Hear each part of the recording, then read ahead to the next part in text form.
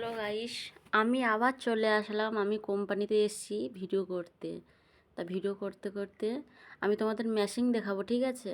কত রকমের মেশিন হয় দেখাবো। একটা পিস তৈরি করতে কত রকমের মেশিন হয়। আর এখন কাজটা একটু স্লো চলছে, তো তার জন্য পিস নেই কোম্পানিতে। যাই হোক, তা এত রকমের মেশিন, একটা মেশিন দেখো, এই কোলার তৈরি হয় এটা শুধু।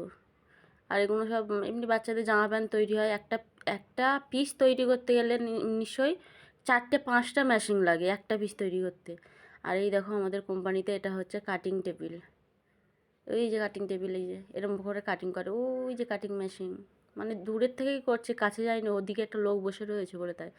আর এই প্রথমবার বাইরের এত সুন্দর আবহাওয়া আমি অনুভব করলাম, ভিডিও করেছি বলে না, অনুভবটা করতে পারলাম কত সুন্দর। মানে 8টার মধ্যে কোম্পানি চলে যাই আমি, তা বাইরে কোনো দিন বাড়াই না, কাজ করি। তা আজকের মনে করলাম যে একটু বাইরেটা ভিডিও করে দেখাই, যে কেমন জায়গায় রয়েছি, একটু ভিডিও করে দেখাই। তা এত সুন্দর কুয়াশা টওয়াশা পড়েছে না, দেখো কত সুন্দর লাগছে, পুরো যেন সবুজ সবুজ, মনে হয় হেভি ভিআইপি জায়গায় রয়েছি। কত সুন্দর লাগছে না?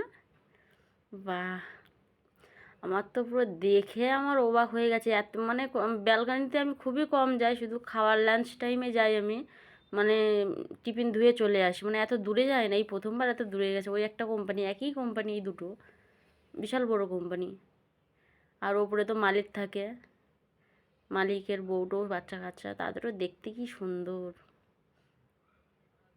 তারপরে ভাবছি একটু সূর্যটাকে ভিডিও করি, ঠিক আছে? কিন্তু আকাশটাও কত সুন্দর লাগছে দেখো, সূর্যটা মানে দেখা যাচ্ছে না, লাইটের পড়ে দেখা যাচ্ছে না। আমি আবার চলে যাচ্ছি। এত সুন্দর ভিডিও বানালো, কেমন লাগলো কমেন্ট করে জানাবে, ঠিক আছে? ধন্যবাদ সকলকে।